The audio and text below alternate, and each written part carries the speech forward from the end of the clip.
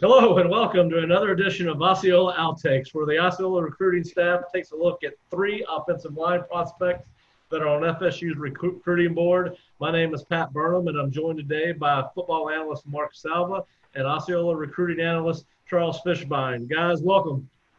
How you doing? Doing Pat. great. Thanks for being here.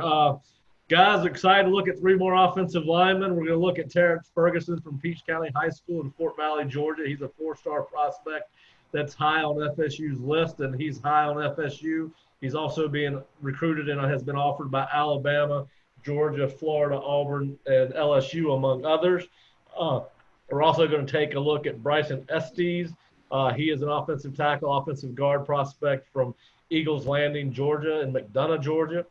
He's a three-star prospect, and he's got an offer from FSU and also has offers from Arizona State, Boston College, Georgia Tech, Louisville, and UCF, among others. He received his offer from FSU on May 7th. And then we're also going to take a look at offensive guard, offensive center prospect Lawrence Seymour from Miami, who's currently committed to the Hurricanes. He is a four-star prospect and also has offers from FSU, Florida, UCF, Oregon, Tennessee, among others, and still a kid that Florida State is pursuing. Mark, I know we were going to start with Terrence Ferguson, but kind of want to get you guys your thoughts on him. Yeah, so, Terrence comes in at 6'4", 265. So he's got good size for me. He plays in a good league up there in Fort Valley. So you can rest assured that he's got some good competition he's going against. The first thing that sticks out for me is, I think that's a must for me is his foot speed. He's got really, really good foot speed, athletic, a natural short stepper. He's a big body. He's got that really solid core. He's got nice sized thighs, good rear end. So he's got a lot of power. He's got a powerful mid core there, but you couple that with really good foot speed, and you've got something that you can really work with. Looking at some of these clips here, and these are some of the clips I've singled out. He's got a good stance. You see him here, the redirection on a smaller guy when the guy tries to change direction, the ability to stay with him speaks to his athletic ability. His acceleration as the guy starts to move. I really like this clip here. So this to me illustrates something that's hard to teach offensive linemen. It's something that's really for me, when an offensive line makes contact with a guy and tries to separate to make a tackle, where guys with lesser foot speed get in trouble is the guy separates and you lose contact and the guy falls down. You look at Terrence here, he makes contact, the guy tries to separate, and you see his foot speed as he accelerates his feet as the guy pulls away, and the guy can't get away from him, and he ends up burying him. And this is a good clip that kind of illustrates that point right here. And watch the guy separate, and he accelerates his feet right there. That's hard to teach if you don't do it naturally, So I really like that about him right there. You see guys falling down on the ground with him. He's a little upright in his stance, but that's something you can work with it. But he looks like he's got some pretty long arms, and he's got natural inside hands. That's the good thing. So this clip here, let's see. I wrote this one down. Oh, this is a good one here about you. This again illustrates his foot speed. Now, as the guy tries to. Is a play going out wide to his outside as the defensive end tries to scoot outside and maintain his leverage. Watch him lock his outside arm out and try to run through his outside arm as opposed to letting the guy run up the field. Most high school offensive linemen don't understand leverage when on an outside play like this. When a guy pushes up the field, they'll just kind of step back and let him get up the field. But he fights the pressure and runs his feet, which just takes a lot of athletic ability and understanding of leverage. Right. So he maintains contact. That looks like, that's a big time block right there. I really like that one for him. And then, but if I said there's some things he probably needs to work on, he likes to use his head on pass protection. I think this next clip kind of illustrates that. Watch him on pass protection. See how he ducks his head when he punches right there. Yep. that's something you're gonna have to break that habit. That can get you in trouble with some guys because you duck your head in to get him. That means you lose your hip flex, right? So he's in good shape right here. He's sitting in his hips. He's square to the line of scrimmage. He's eyeing his target. But when he makes contact with the guy, he ducks his head, right? When you duck your head, you lose the flex in your hips, and that gets you in trouble with guys. That now, if this guy were to spin to the inside, do you see how his weight's always to on his outside foot right there? He's lost his stance and his flexibility. That can get you in trouble on more seasoned pass rushers. Now he's strong enough to withstand it, but yeah. So bottom line is this for me. I think he's an athletic big guy. He has some really good balance, really good foot speed, really good hands. Things he can work on are maybe his flexibility, his stance a little bit. But I think he got a lot to work with here. This is a guy I think can play a lot of positions. I think he might be an inside guy, but he can definitely play tackle in a pinch because he's athletic and fast enough. But you know what he might be? He might be a really good center because he's got quick hands, quick inside hands, and really fast feet. I think he might make a good center. Fish, what are your thoughts? Yeah, I mean, the first thing I thought he was a little awkward in his stance. I don't know if Mark can, talk about that a little more, but I thought I felt like he gets off balance a little bit. And if he gets a speed rusher that comes up the field and then twists back inside, will he be able to have that athletic ability to cut back inside? So I thought he was a little tight hipped, and I felt like he was going to be more of an interior lineman. I do like that when he engages somebody, he locks them up and then drives them back. But I felt, from what I've seen, if Florida State's going to go with, they've been try to use more athletic guys on the outside than this guy. I thought the guys we've watched before him were better prospects. Now, I would take him, but I think he's more of a guard than a traditional tackle. That's just my opinion on it. Yeah, I thought that he might be a guy that could move up or down the offensive line. He is athletic. I thought that he's got a very good strength in his upper body. I think he plays with tremendous effort. That's one of the things I noticed. There's 12 minutes of tape on him. He likes to finish people off. At times, I thought he got a little bit narrow in his base and run blocking. And obviously, Mark, you mentioned that he does have a tendency to get too wide a base with his overextend on some of it, especially in that quick game pass protection. But one of the things I liked about him, and we mentioned it about, I believe, Orr last week, was you really see his natural athleticism come up when he lines up on defense. He moves really well. There's several snaps in his highlights package where he lines up at defensive tackle, and you can really see his natural ability to move, where he's a little bit more technical when he lines up or tries to be a little bit more technical on the offensive side of the ball. And he's a guy, Mark, that you had mentioned it last week about one of the other, I believe the Orr kid again, was the fact that he looks like he's trying to do what he's coached to do and high football IQ. But I thought it was very fluid in the way he moved on defense. And, I think maybe it's a little bit, you can use a little bit more of your natural athleticism on defense. But certainly an impressive prospect. I really like his hands. I mean, look at these couple clips here. Not this one, the next one's. He's got natural inside hands, and that's hard to teach sometimes. I mean, they go boom right to the inside, and that's a powerful position right there. I like his angles, man. I really like his angles. He's a powerful football player. Now he's got some work to do. Don't get me wrong. He's not ready made, but I think there's a lot to work with there for sure. And the athletic ability is really good in my opinion. Like right here, so. And I kind of looked at, he at times he had that natural stance that you were talking about with one of the kids we evaluated, where his knees go inside and he's got that power from the core. Again, I think that was Rod Orr, who we all agreed was a very impressive prospect, and we're starting to compare a lot of people to him and Amarius Mims. But Fish, what do you think he's a guard center in college? Yeah, like I said, it all depends on. I got to see really what Mike Norvell and the offense does at Florida State. If this was Jimbo's offense, I think he'd be more of an interior guy like a Trey Jackson and a Matthias. they were kind of like this. They could have played some tackle, but they were more inside guys. So it's based on what type of scheme. I mean, he could play tackle, especially with what they have there at Florida State. This kid's a lot better, and he's a tough kid, and he does do some things that I really like. But if he gets, if you're going to put him against a very, on that side, he's not going to see the best pass rusher all the time. But if he does, I wonder if he can handle that speed and quickness if he has to redirect back to the inside. That's my only concern. There wasn't a whole lot I didn't like. I personally don't think he's as good as the guys we've watched the last couple weeks. I mean, those guys are elite level kids that could come in and play right away.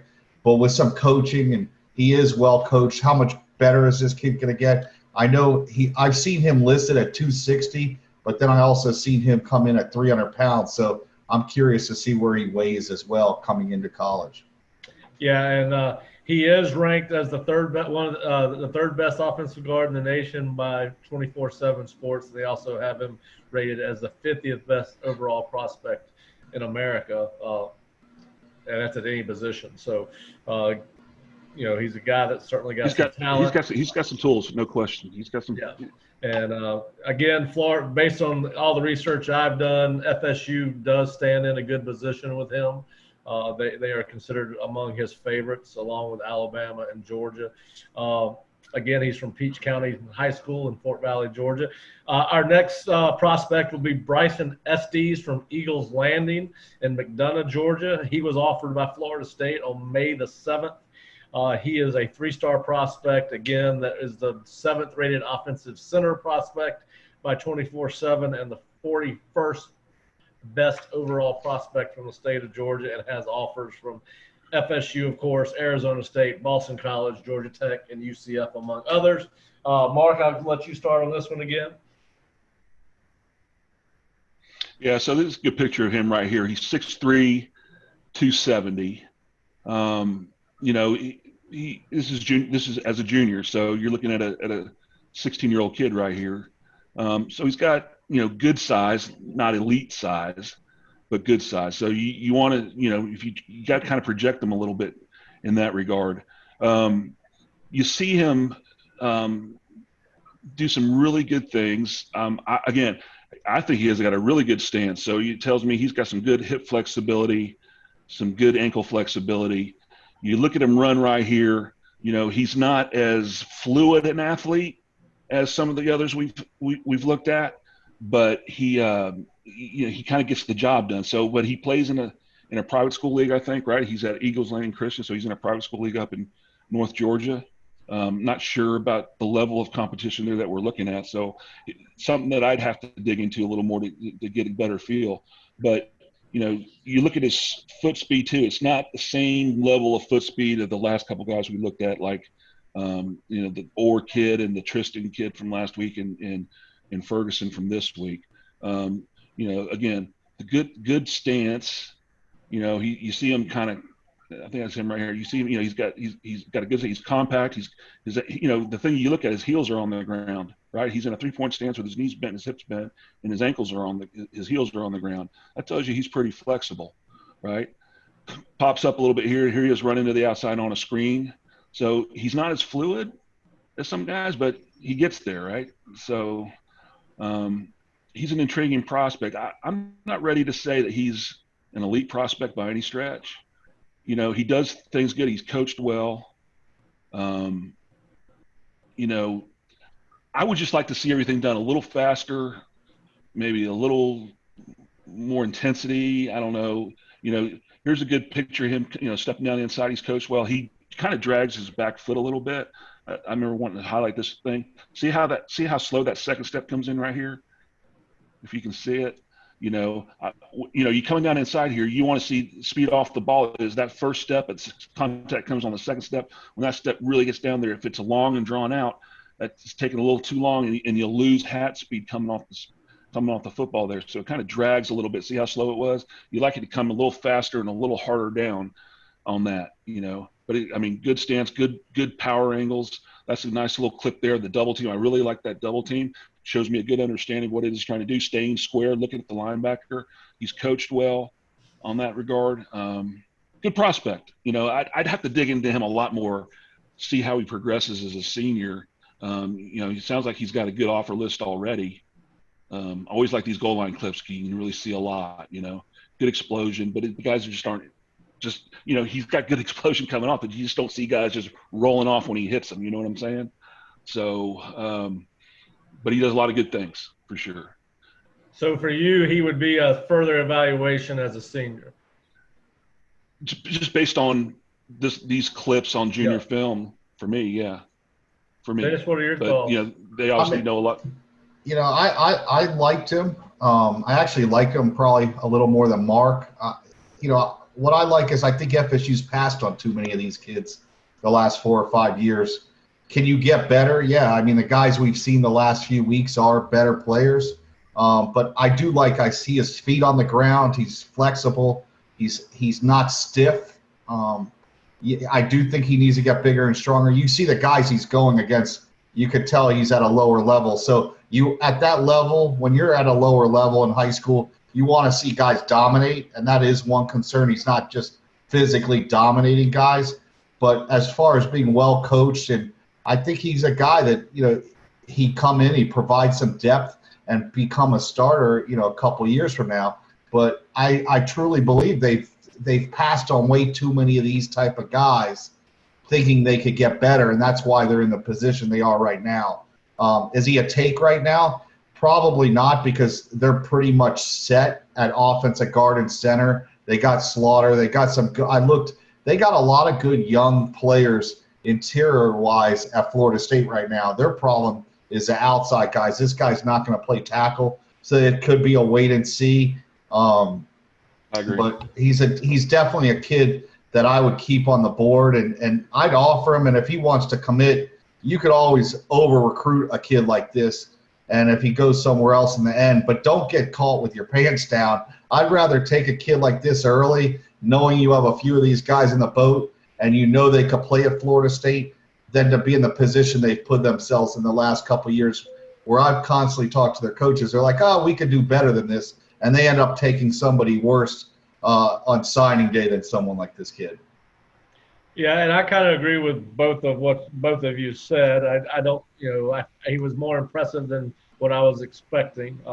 I thought he moved extremely well, especially Mark, you'd mentioned he gets out in front of these quick screens and gets up on the second level and has the ability to lock on to people and push people around. I thought he established inside hands well. He blocks well out in space. I thought he had above average feet, played hard, but sometimes he does have a tendency to get high and allow people to get inside his numbers.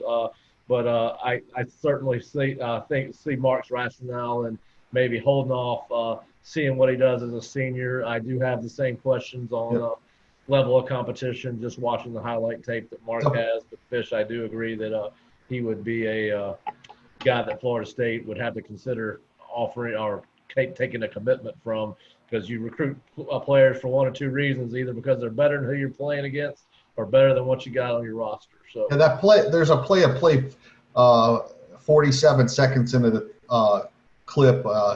Mark went over and he kind of came out on a screen pass, I believe, and he showed some of his ability to move in space. Yep. And I like that. I think he could pull. He could be a pulling center or guard and get out to a linebacker. But this play here, the fact that he got out to that DB and was able to block him, stuff like that, I like. That shows you he wants to go out there and he'll overperform his value when he does things like that. It's stuff like that. If I see on film, I really like it when I see someone. That was one of the clips that got my attention when I was watching, and I agree with you on that.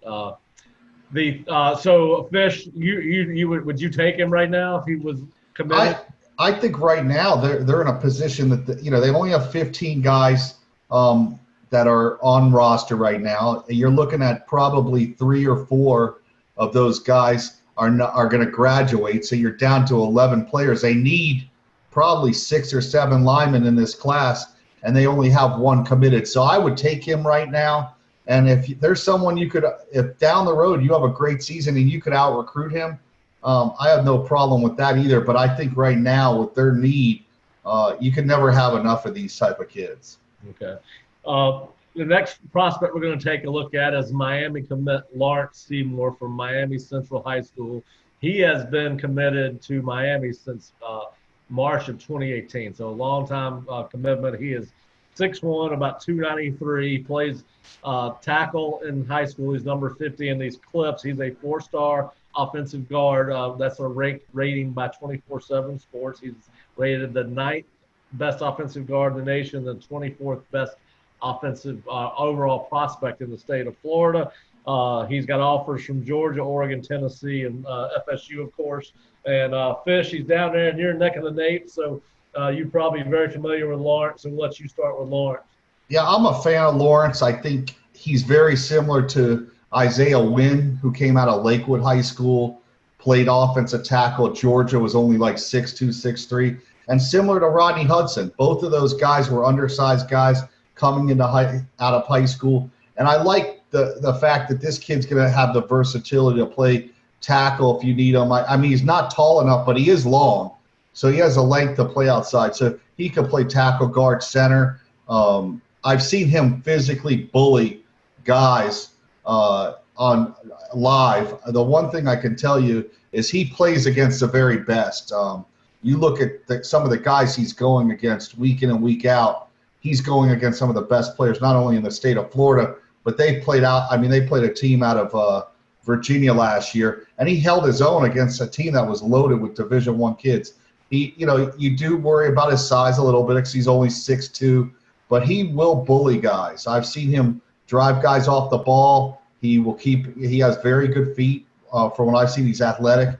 But I like him. I think he's a guy that Florida State has a very good shot at. He's very close with Maurice Smith.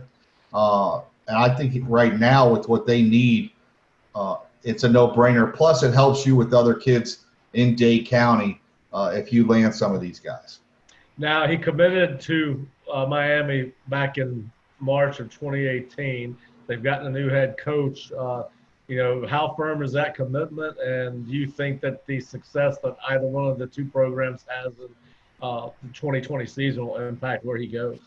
The one thing about Dade County kids, and it's this difference with other kids from across the country, most of these Dade County kids believe that if they go to a program, whether they're 6-6 or 7-5 or 8-4, that they will go there and make those programs better. They're not really worried about where those programs are at now. This is one of those kids. That's why he committed early to Miami. He stayed firm. I believe it's going to be FSU or Miami, and I don't really think the season will have much of an impact. He's going to go where he feels most comfortable. That's why FSU has a very good shot. Him and Maurice Smith are very close. They have a very good relationship, the two of them. So if he does not go to Miami, he'll end up at Florida State and be a pretty good addition to their class. Well, it's a good thing that Coach Norvell's already met with Uncle Luke. He's gotten the approval to recruit the kids in Miami. So, yeah. Mark, what are your thoughts on Lawrence? I've never heard of the kid, and I watched this film, and I know it's a highlight tape, but I mean, every single kid is on the ground every time. It's either he hits them and they fall, or he's pass blocking them and they fall, and he's got this thing where he gets some pass rush, and when they start to do that lean, he kind of puts his hand on a hip and presses the thing. I mean, it's the guy people just fall down when he touches them, and that counts for something. That tells you that kid is powerful. He's got some short space power that is hard to teach. That's the thing Marvin Jones had. Guys like Derek Brooks and offensive linemen like that they have that short space quickness where if they step on your toes and they can just pop their hips, guys fall down and they deliver a blow. It's just really incredible to see that. So yeah, he's athletic. The size thing. Sometimes you just say guys can play football and you just let them play. And he's, to me, kind of looks like one of those guys. It's just really incredible for me. I'm just turning it back and just watch. I mean, guys just fall down. Look at that. So he's athletic. He looks a little stiff in his stance, and he looks a little stiff when he's But look at that. I mean, he gets on guys. He runs his feet. Guys fall down. Yep. And Um, Mark, the I don't one know. I don't know I don't know what his weightlifting looks like, but it doesn't matter. You he, see right here. There's a great clip right here. Yeah, go ahead. what I was going to jump in real quick. The one thing, so this is one of the kids I know really well. He's very powerful in his lower body, but the one thing is if you go see him do kind of board drills, whether it's at practice, this kid, he wants to get after it, and that's something I don't think you can really teach. It's something that's in you, and there's very few of those guys I've seen come out of high school. The Pouncey twins were two of the guys that they'd go to the down and dirty camp, and they'd say, hey, they'd stand next to the boards and say, who wants to come here and take our championship on the board drills? That's this kid. He wants to punch you in the mouth, and he's very physical. He's violent with his hands. And I've seen him, when he hits somebody, he initiates contact that a lot of these kids, he shakes guys up when he hits them with their hands. So, Fish, based on what you tell me there, and I love this clip here. Watch. This is what I'm talking about, short space quickness. Bam, right? The short space power. So that's from what I'm hearing from you, is this is the kind of kid that's going to elevate the whole position group, right? Yes. He's not. He takes pride in this kind of play right here, and you know what? He's going to elevate everybody else. When he's going to get on the board, he's going to set the example, and then he's going to demand that his teammates do the same thing. I mean, this is Cocoa. That's Cocoa Beach High. That sounds like he is. That's Cocoa Beach High School right there, and they probably got. Cocoa. They got like 2 or 3 Division I kids on their team on the D line. So. You mentioned the fact that he's got that small space power, and I think that's why he probably projects more as a guard or center, in my opinion, than a tackle. And I think he may be a little bit limited athletically. That's why I compared him to Rodney Hudson, because Hudson was a tackle. Tricka moved him into center, and that's all she wrote. I mean, the guy's getting paid a lot of money right now.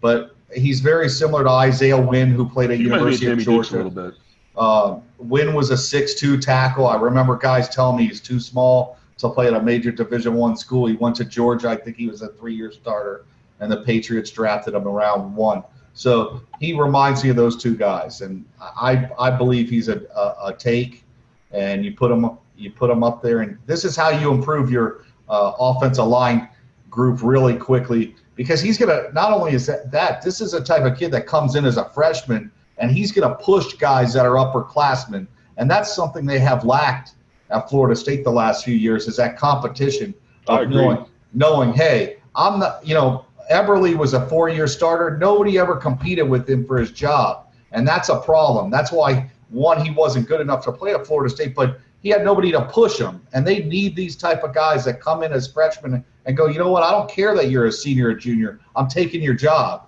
And if he doesn't take that guy's job, he makes that player better.